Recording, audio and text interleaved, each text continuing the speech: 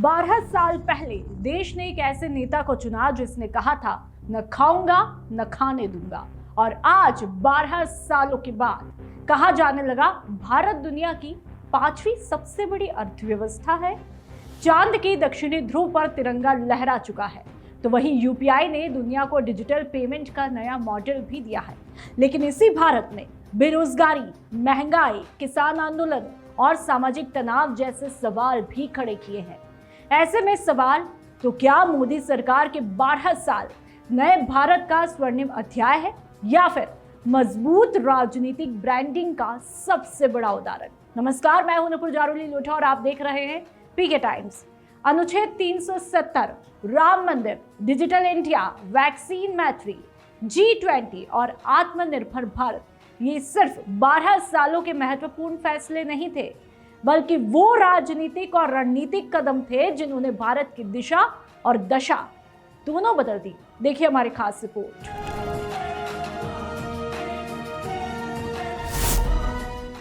धारा 370, 5 अगस्त 2019, संसद में वो हुआ जिसका इंतजार दशकों से था। अनुच्छेद 370 हटाकर मोदी सरकार ने जम्मू कश्मीर की विशेष स्थिति खत्म कर दी। समर्थकों ने कहा एक देश में 2 विधान नहीं चलेंगे। विरोधियों ने पूछा क्या लोकतंत्र की आवाज दबा दी गई? लेकिन इतना तो तय है कि इस फैसले ने भारतीय राजनीति की दिशा हमेशा के लिए बदल दी।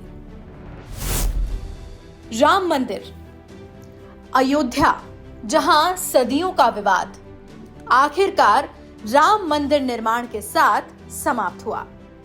करोड़ों लोगों ने इसे सांस्कृतिक पुनर्जागरण बताया तो विपक्ष ने कहा धर्म और राजनीति की रेखा धुंधली हो रही है।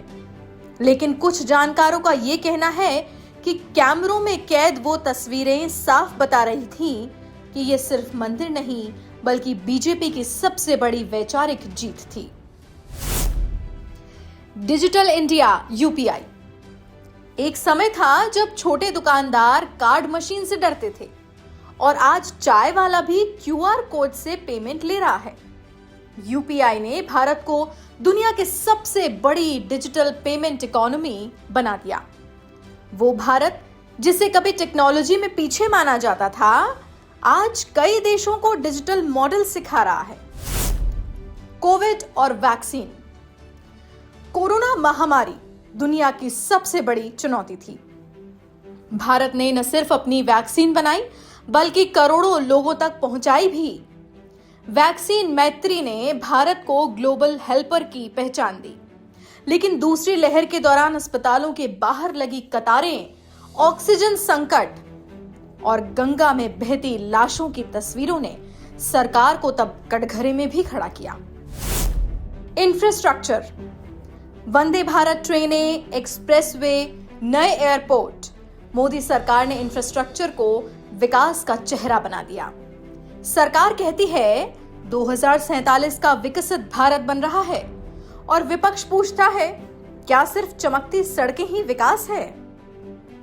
अब बात मोदी सरकार की चुनौतियों की भी करते हैं। बेरोजगारी, देश का युवा डिग्री लेकर सड़कों पर है। पेपर लीक, भर्ती घोटाले और रोजगार का संकट, ये वो मुद्दे हैं जो मोदी सरकार की सबसे बड़ी उपलब्धियों पर भी सवाल खड़े करते हैं। किसान आंदोलन, जब दिल्ली की सीमाओं पर किसान बैठे तो मोदी सरकार के लिए सबसे बड़ा जन आंदोलन साबित हुए।